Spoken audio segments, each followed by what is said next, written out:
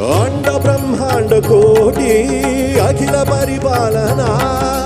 पूरणा जगत् कारणा सत्य देव देव प्रिया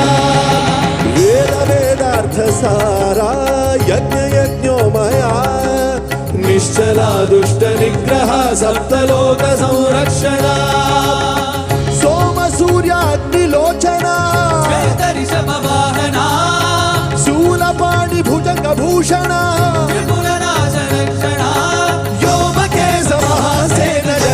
पंचमंत्र परसुहस्त नमः ओम शिवोऽहम्